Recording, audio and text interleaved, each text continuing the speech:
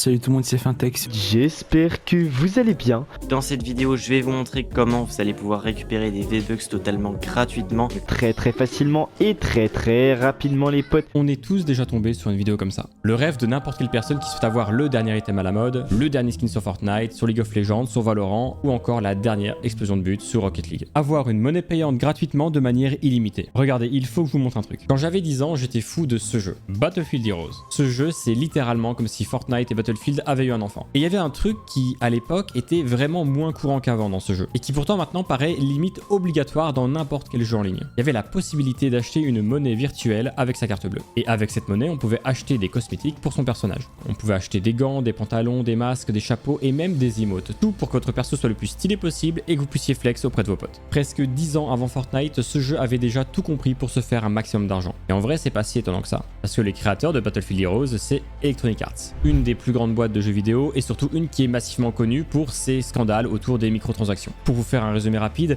en fait c'est une boîte qui a tellement fait scandale que certains pays ont dû adopter des lois contre les microtransactions qu'elle opérait. C'est pour ça d'ailleurs qu'en Belgique il est interdit d'acheter des lootbox à cause des scandales provoqués par Electronic Arts. Donc c'est pas si étonnant que ça que Battlefield Heroes ait tout compris 10 ans avant Fortnite. Cependant, il y a une petite différence entre Battlefield Heroes et Fortnite. Dans Battlefield Heroes, on va choisir à l'avance avec quelle arme on va jouer. Parce que le jeu c'est pas un Battle Royale où on va chercher une arme sur la map ou en récupérant le stuff d'un adversaire. Et dans Battlefield Heroes, il y avait des armes clairement meilleures que d'autres. Et vous pouviez farmer comme un fou la monnaie gratuite du jeu et obtenir un accès aux armes pour 48 heures, ou alors sortir la carte bleue pour obtenir la monnaie payante et acheter votre arme préférée de manière permanente. C'est marrant parce que c'est clairement un système de pay to win. Et aujourd'hui, en 2023, le pay to win c'est très mal vu et les jeux compétitifs esquivent un maximum le pay to win. Beaucoup de jeux compétitifs disposent d'une monnaie virtuelle payante. Regardez, on va prendre les jeux les plus regardés sur Twitch. Ici on voit Valorant, League of Legends, Fortnite ou encore Apex Legends. Mais aucun de ces jeux vous propose des avantages de gameplay. La monnaie virtuelle payante sert principalement à acheter des cosmétiques. Elle va pas vous proposer d'augmenter la taille de votre chargeur sur Valorant, d'augmenter les dégâts de vos sorts sur League of Legends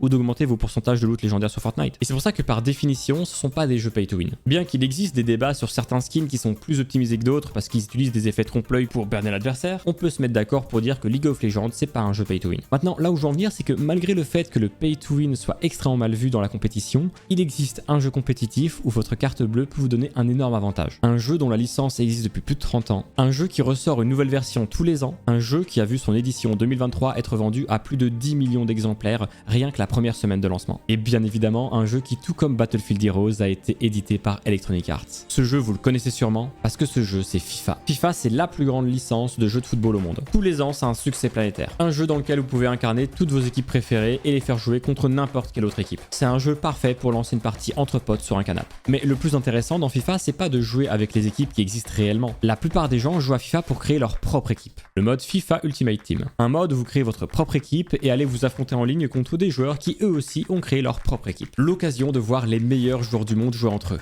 De voir Mbappé jouer aux côtés de Neymar avec comme coéquipier Messi.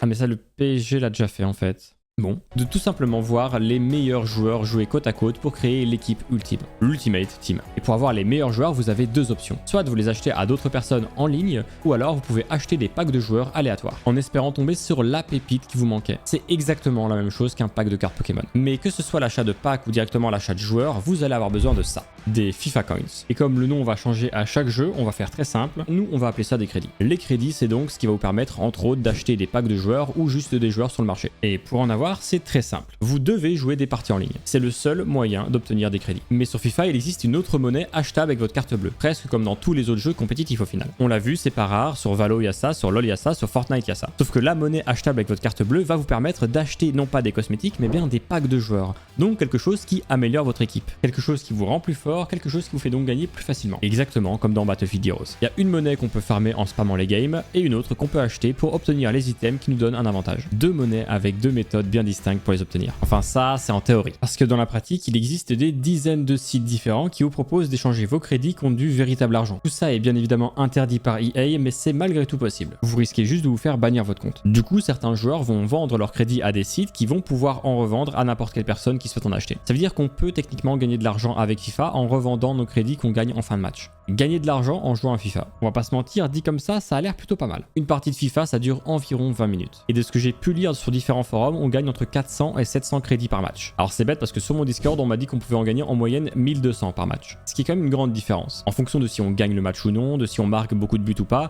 et plein de petits paramètres comme des bonus, etc. Bien. Soyons optimistes. Disons que je gagne 3 matchs à 1200 crédits chacun. Ça me fait 3600 crédits par heure en spammant les games de FIFA. Combien est-ce que je peux revendre mes crédits? Eh bien, si vous souhaitez revendre vos crédits à un site, il vous les rachète 2 centimes pour 1000 crédits. Donc ici, en 1 heure de jeu, je me suis fait 7 centimes. Ok, vous l'avez compris, à 7 centimes de l'heure, c'est loin d'être l'activité la plus efficace pour se faire facilement de l'argent. Parce que même si un robot joue 24 heures sur 24 à ma place, rien que payer l'électricité pour faire marcher ma console, ce serait trop cher. Donc on peut conclure une chose très simple. On ne devient pas multimillionnaire en spammant les games de FIFA. La seule façon de faire, ce serait de jouer des milliers de parties en simultané et de gagner des millions de crédits par heure. Mais ça, c'est impossible. Du moins, c'est ce que tout le monde croyait jusqu'en 2013 où 4 amis ont réalisé l'impensable. Des maisons, des voitures de luxe, des sommes tellement énormes que le gouvernement américain a dû intervenir lui-même pour arrêter cette folie. Aujourd'hui, je vous raconte l'histoire de 4 amis. 4 amis qui sont devenus multimillionnaires en brisant le plus gros jeu de football de tous les temps.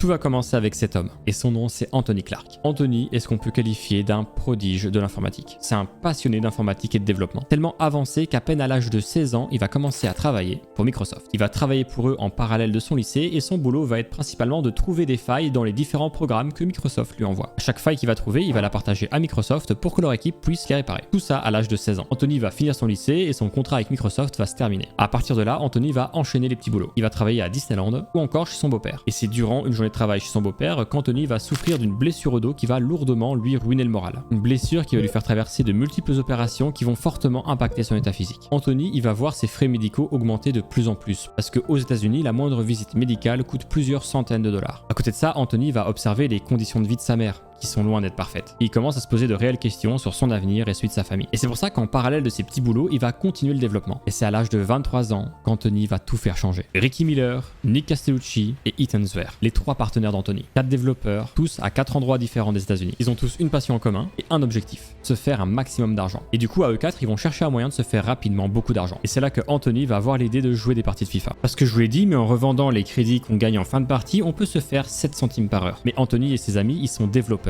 Ils vont trouver un moyen de rendre ça beaucoup plus efficace. Regardez, voilà ce qui se passe quand vous jouez une partie de FIFA. Et une fois le match terminé, votre console va envoyer un signal « Hey, j'ai fini mon match, envoie-moi les crédits ». Mais imaginez si on pouvait passer toutes les étapes et juste répéter le signal de fin de match en boucle, 24 heures sur 24, sur des milliers de comptes en simultané. Eh bien, c'est exactement ce qu'Anthony et ses amis ont réussi à mettre en place. Ils vont massivement envoyer des signaux de fin de match au serveur d'EA, ils vont générer des millions de pièces qu'ils vont pouvoir revendre à des sites localisés en Chine, loin de la juridiction américaine et donc intouchable. Mais les 4 amis vont d'abord commencer doucement pour regarder quelle va être la réaction d'Electronic Arts. Parce que pour eux, la génération massive de pièces est forcément quelque chose de bannissable. C'est littéralement du botting en masse pour de la génération de ressources. Pour eux, il y a de grandes chances qu'ils se fassent rapidement bannir du jeu. Les semaines passent et EA ne fait absolument rien. EA ne bannit aucun compte, n'envoie aucune lettre d'avertissement, pas le moindre mail, aucun signe de vie de la part d'EA. Pour Anthony et ses amis, c'est le signe que EA s'en fiche complètement. Parce que pour eux, c'est impossible qu'une génération massive de crédit comme ils sont en train de faire soit passé inaperçu. Pour eux, c'est obligé, EA est au courant. Mais en l'absence de réaction de la part d'EA, ils vont commencer à générer une quantité astronomique d'argent. Ils vont commencer à dépenser cet argent. Ils commencent à acheter des voitures, de simples Mercedes à 50 000 $,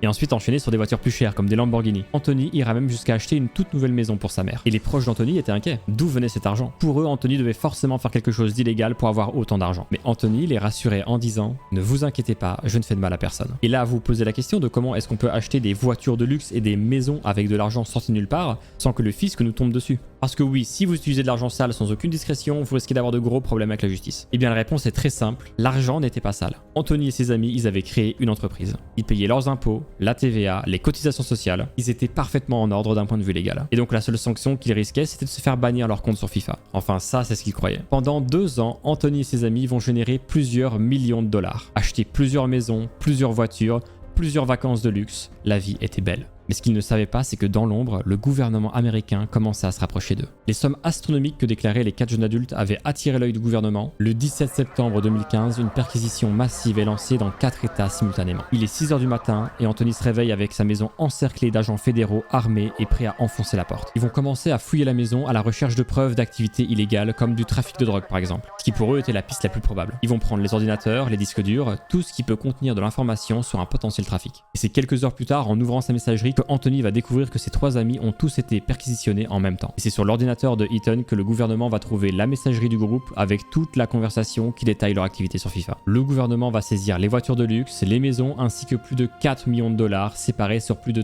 13 comptes bancaires différents. C'est officiel, les 4 amis sont accusés d'activités frauduleuses et risquent tous plus de 20 ans de prison. À ce moment-là, les avocats des différents membres du groupe vont tous conseiller la même chose. Plaider coupable pour recevoir un allègement de peine et éviter la prison. Tous vont alors suivre ce conseil et plaider coupable. Tous, sauf Anthony. Anthony, il est convaincu que son activité ne brise aucune loi. Il sait que son activité brise les règles de FIFA, mais il est convaincu que le gouvernement ne devrait pas se mêler de cette histoire. Et malgré tout ça, son avocat lui explique que plaider coupable est la meilleure option qui va lui garantir d'éviter la prison. Parce que plaider non coupable, c'est prendre le risque de démarrer un procès qui pourrait le condamner à plus de 20 ans de prison. Anthony doit faire un choix. Il pense à sa vie, à sa mère, à ses amis et à ce qu'il disait quand on lui demandait ce qu'il faisait pour avoir autant d'argent. Ne vous inquiétez pas, je ne fais du mal à personne. Il va plaider non coupable parce qu'il n'a fait du mal à personne et n'a brisé aucune loi, qui va provoquer le début du procès. Anthony va tout d'abord être poursuivi pour hacking. Il l'accuse de s'être introduit illégalement dans les serveurs FIFA pour voler des crédits. Sauf qu'Anthony, lui, ne s'est jamais introduit nulle part. Tout ce qu'il a fait, lui, c'est envoyer un signal de fin de match au serveur pour recevoir des pièces. C'est pas de l'intrusion, c'est pas du hacking. Le gouvernement va alors être obligé d'abandonner les poursuites sur le hacking, ce qui est une excellente nouvelle pour Anthony. Mais le gouvernement, il va pas en rester là parce qu'il veut condamner Anthony. Il veut qu'Anthony serve d'exemple pour tous ceux qui veulent se faire de l'argent facilement. Ils vont alors le poursuivre pour fraude par voie électronique. Envoyer un message à quelqu'un en lui demandant de l'argent contre quelque chose que vous dites avoir fait. Vous voyez les SMS et les mails d'arnaque qui se font passer pour des services de livraison et qui vous demandent de l'argent pour débloquer un colis imaginaire que vous auriez soi-disant commandé? C'est exactement pareil. Dans cette métaphore, le service de livraison c'est Anthony, le colis imaginaire c'est la partie de FIFA, vous êtes EA